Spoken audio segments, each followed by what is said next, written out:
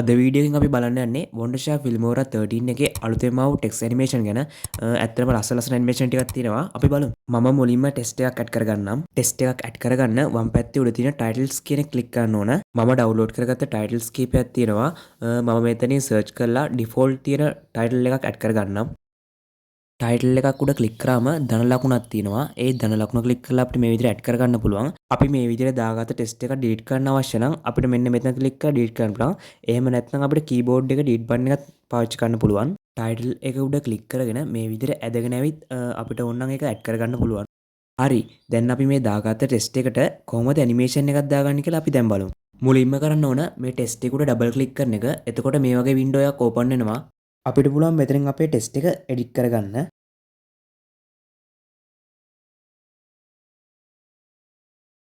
මෙතනින් පුළුවන් අපේ ටෙස්ට් එකේ සයිස් එක වෙනස් කරගන්න. හරි. එතකොට මෙතනින් පුළුවන් අපේ ටෙස්ට් එකේ ෆොන්ට් එක වෙනස් කරගන්න. මම ඉම්පැක්ට් කියන ෆොන්ට් එක දාගන්නම්.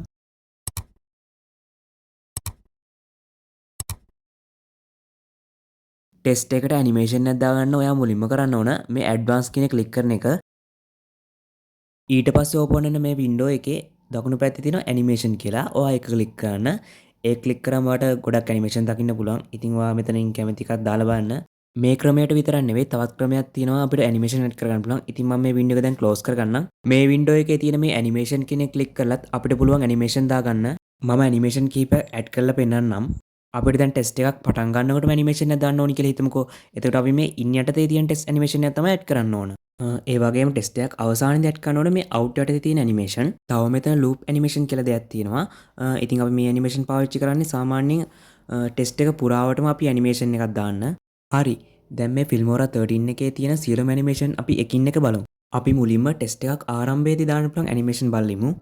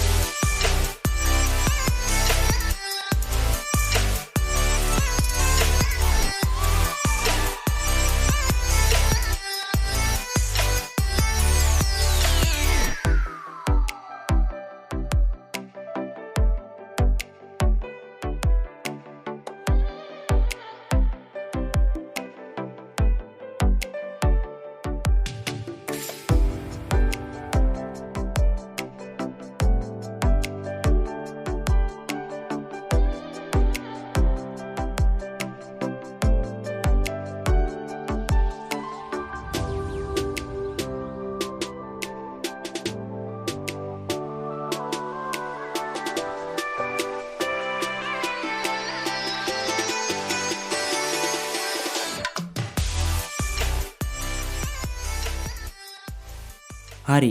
දැන් අපි බලමු ටෙස්ට් එකක් අවසානට දාන්න පුළුවන් ඇනිමේෂන් මොනවද කියලා.